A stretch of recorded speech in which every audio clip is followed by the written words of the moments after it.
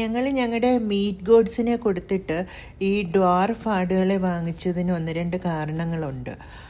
ഒന്നാമത്തെ കാര്യം, മീറ്റ് ഗോഡ്സിന് പാലൊക്കെ ഉണ്ടെങ്കിലും നമ്മൾ അതിനെ ഇറച്ചിക്കായിട്ടാണല്ലോ സെല്ല് ചെയ്യേണ്ടത്. അതൊരു വിഷമമാണ്. പിന്നീട് ഞങ്ങൾക്ക് കുറച്ച് പാല് മതി.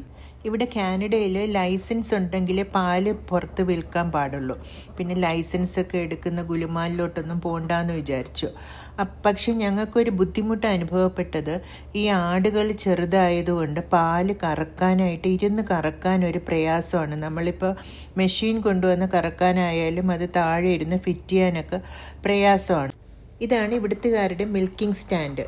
ഈ നാട്ടിൽ വന്നതിന് ശേഷമാണ് ഞാൻ ഈ സ്റ്റാൻഡ് കാണുന്നത്. ഇതിൻ്റെ മുകളിൽ ആടിനെ കയറ്റി നിർത്തും. എന്നിട്ട് ഈ സാധനം ഇങ്ങനെ തുറന്ന് അതിൻ്റെ തല അതിനകത്തോട്ട് കയറ്റി ലോക്ക് ചെയ്യും. അതിന് ബുദ്ധിമുട്ടൊന്നുമില്ല. അത് ആ ബക്കറ്റിലുള്ള തീറ്റ അങ്ങ് തിന്നോളും. പക്ഷേ അതിന് അവിടെ നിന്ന് മൂവ് ചെയ്യാൻ പറ്റില്ല. ഈ തീറ്റ ഞങ്ങൾ ഇതിനെ കറക്കുമ്പോൾ മാത്രമേ കൊടുക്കുന്ന ഒരു സ്പെഷ്യൽ തീറ്റയാണ്. അത് അവർക്ക് വലിയ ഇഷ്ടമാണ്. അപ്പോൾ അതിന് വേണ്ടിയിട്ട് അവർ നിൽക്കും. എന്നിട്ട് കുഞ്ഞാടിനെ ഞാൻ കൈകൊണ്ട് കറക്കും. കണ്ടോ? ഇപ്പോൾ വലിയ ആടിനെ ഞങ്ങൾ അതിൽ കയറ്റി നിർത്തിയിരിക്കുകയാണ്. എന്നിട്ട് മെഷീൻ വെച്ചാണ് വലിയ ആടിനെ കറക്കുന്നത്. ബ്രൗൺ ആടിൻ്റെ ആദ്യത്തെ പ്രസവമാണ്. അതുകൊണ്ട് അതിൻ്റെ അകിട് ചെറുതായതുകൊണ്ടാണ് മെഷീൻ വെച്ച് കറക്കാത്തത്. എന്നാലും ഈ സ്റ്റാൻഡ് ഉള്ളതുകൊണ്ട് കൈവച്ച് കറക്കാനായിട്ട് എളുപ്പമാണ്. നമുക്കൊരു കസേരയിൽ ഇരുന്നിട്ട് അങ്ങ് കറക്കാം. മുട്ടുകുത്തി ഇരിക്കുകയൊന്നും വേണ്ട.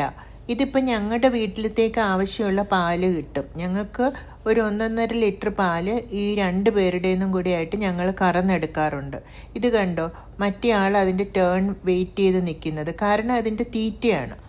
പിന്നെ പാലൊക്കെ കറന്നു കഴിഞ്ഞാൽ ഞങ്ങൾ കുട്ടികൾക്ക് കളിക്കാനായിട്ട് കൊടുക്കും. ഇങ്ങനെ ഒരു പലകയും ചാരി വെച്ച് കൊടുത്താൽ അവർക്ക് കളിക്കാനും നേരം പോകാനും ഒക്കെ ഒരു സ്ഥലമായി. ഈ സ്റ്റാൻഡ് ഞങ്ങൾ തന്നെ ഉണ്ടാക്കിയതാണ്. എങ്ങനെ ഉണ്ടാക്കുന്നതെന്നുള്ള വീഡിയോ ഇടണമെങ്കിൽ കമൻറ്റ് ചെയ്തോളൂ.